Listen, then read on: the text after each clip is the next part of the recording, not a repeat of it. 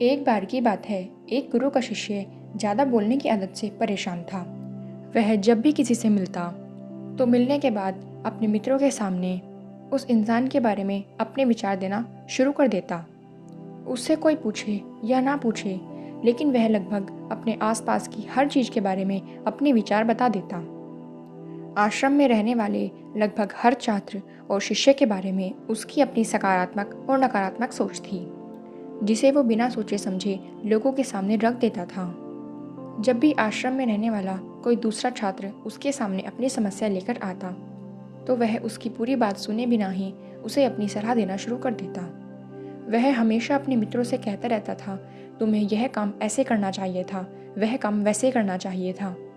उसे अपने आसपास की चीज़ों के बारे में जो भी आधा अधूरा ज्ञान था, वह अपने मित्रों के बीच गपशप के समय बोल बोलकर उसका दिखावा करता। उसकी इन आदतों की वजह से आश्रम का कोई भी छात्र या शिक्षक उसे गंभीरता से नहीं लेता था। आश्रम में पढ़ने वाला लगभग हर छात्र उससे दूर रहने की कोशिश करता, क्योंकि वह हर बार उन्हें सलाह देने की कोशिश करता। कोई भी उसे अपना मित्र बनाना नहीं चाहता था, सब उससे दूर रहना ही पसंद करते थे। और आश्रम में रहने वाले दूसरे छात्र उसकी पीठ पीछे उसकी इन आदतों का मजाक बनाते थे। उस लड़के को भी पता था कि उसकी ज़्यादा बोलने की आदत की वजह से उसे कोई ज़्यादा पसंद नहीं करता है। वह भी अपनी इस आदत को बदलना चाहता था, लेकिन वह चाहकर भी हर बात पर अपनी राय देने की आदत को छोड़ नहीं पा रहा था। एक दिन वह अपने गुरु के पास गया और अपनी सारी समस्या अपने गुरु को बताई। गुरु ने कहा, बेटा, ज़्यादा वही इंसान बोलता है जिसे लगता है कि वह सब कुछ जानता है। ऐसा इंसान जो यह मानता है कि वह बहुत थोड़ा जानता है और अभी ऐसा बहुत कुछ है जो उसे सीखना है, वो कभी भी ज़रूरत से ज़्यादा नहीं बोलता है और ना ही बिना मांगे किसी को राय देता है। इसलिए खुद के अंदर से पहले ये अभिमान हटाओ कि तुम सब कुछ जानते हो। शिष्य ने गुरु के सामने अपना सिर झुका दिया और गुरु ने कहा, बेटा, मैं एक दिन में तुम्हारी इस ज़्यादा बोलने की आदत को ख़त्म तो नहीं कर सकता। ये आदत तुम्हें खुद ही अपने अंदर धीरे धीरे कम करनी होगी, लेकिन मैं तुम्हें यह बता सकता हूँ कि किन मौक़ों पर तुम्हें शांत रहना चाहिए, ताकि तुम खुद को दुखी होने और किसी बड़ी मुसीबत में पड़ने से खुद को बचा सको।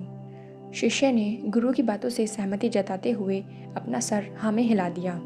गुरु ने कहा, बेटा, मैं तुम्हें 5 बात बताऊंगा। इन 5 बातों पर हमेशा हमें चुप रहना चाहिए। पहला, जब तुम्हें लगे कि तुम्हारी भावनाओं को कोई तुम्हारे शब्दों से नहीं समझ सकता, उस समय तुम्हें चुप रहना चाहिए। अक्सर हम लोगों को अपना दुख, अपनी परेशानियां बताना शुरू कर देते हैं, जबकि हमारे आसपास रहने वाले ज़्यादातर लोगों को इस सब से कोई मतलब नहीं होता कि हमारे जीवन में क्या गुजर रहा है। हर इंसान को केवल खुद से मतलब होता है। वह केवल खुद के बारे में बात करना चाहता है। वह केवल खुद की तारीफ सुनना चाहता है।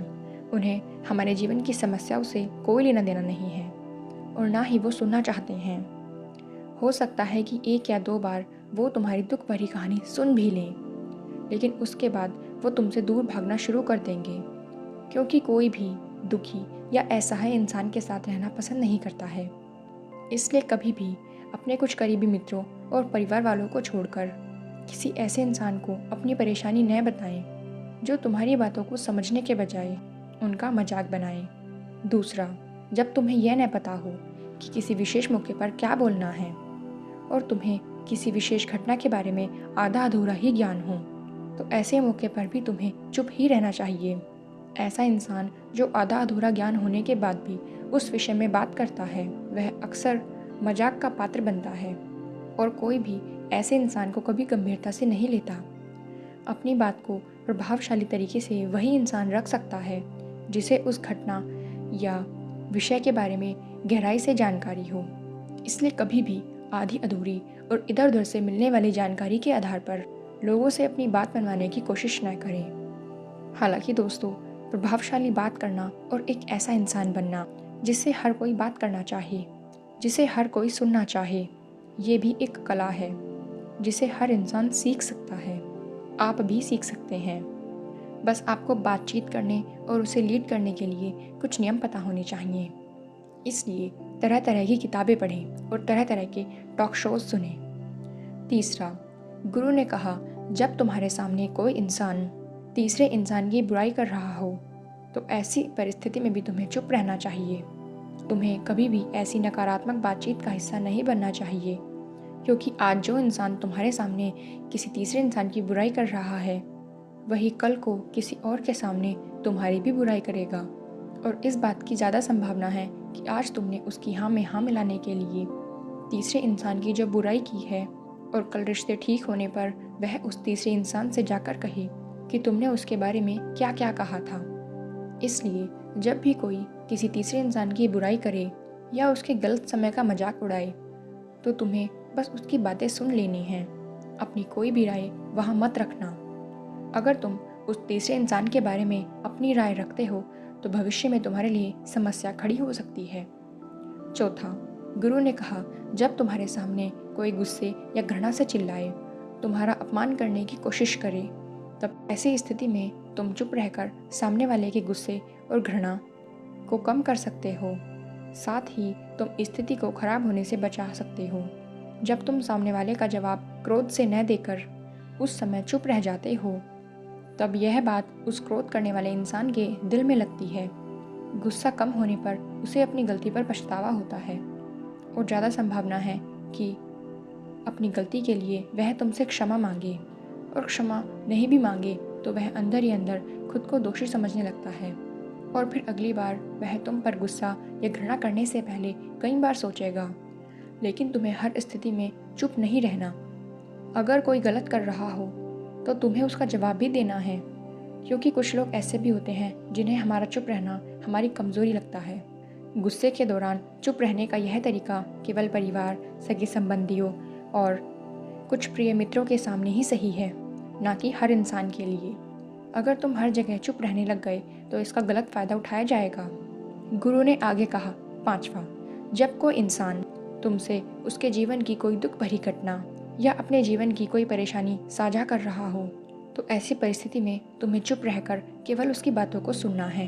ज़्यादातर लोग ऐसे होते हैं कि किसी ने उनके सामने अपनी समस्या सुनाई नहीं कि उन्होंने समाधान देना शुरू कर दिया, जबकि जब कोई इंसान हमसे अपनी परेशानी साझा कर रहा होता है, तो वो हमसे किसी सुझाव की उम्मीद नहीं करता। वो बस यह चाहता है कि हम उसकी बुरी बात ध्यान से सुन लें, क्योंकि जब हम किसी की परेशानी को ध्यान से सुन लेते हैं तो उस इंसान को एक आत्मिक शांति मिलती है, और उसे ऐसा लगता है कि चलो किसी ने तो मेरी बात को समझा। अधिकतर मौक़ों पर जब लोग हमसे अपनी परेशानी साझा करते हैं, तो वो हमें बस अपनी बात बताना चाहते हैं। वो यह नहीं चाहते कि हम उन्हें सलाह देना शुरू कर दें, क्योंकि जो सलाह हम उन्हें देने वाले हैं वो सब उन्हें पहले से ही पता है। परेशानी के समय किसी इंसान को सांत्वना देने का सबसे अच्छा तरीका है कि बस हम उस इंसान की पूरी बात को ध्यान से सुन लें। जब हम लोगों की बातें बिना उन्हें रोके और बिना कुछ कहे सुनते हैं, तो उनके मन में हमारे लिए सम्मान और स्नेह का भाव पैदा हो जाता है। हम समझदार, दिमागदार और ज़्यादा गंभीर प्रतीत होते हैं। इसलिए अब जब भी अगली बार तुम्हें कोई अपनी परेशानी बताए, तो बस उनकी बातों को ध्यान से सुन लेना, और जब तक वो तुमसे सलाह न मांगे तो उन्हें किसी भी प्रकार की कोई सलाह मत देना। गुरु ने कहा, मेरी एक बात हमेशा ध्यान रखना, जब तुम कम बोलते हो तो लोग तुम्हारी तरफ ज़्यादा आकर्षित होते हैं कि तुम क्या हो और तुम क्या सोचते हो। वो तुम्हें जानने की कोशिश करते हैं। शिष्य अब गुरु की बात समझ चुका था। उसने गुरु को धन्यवाद किया और वहाँ से चला गया, और धीरे धीरे अपनी आदत भी कम करने लगा।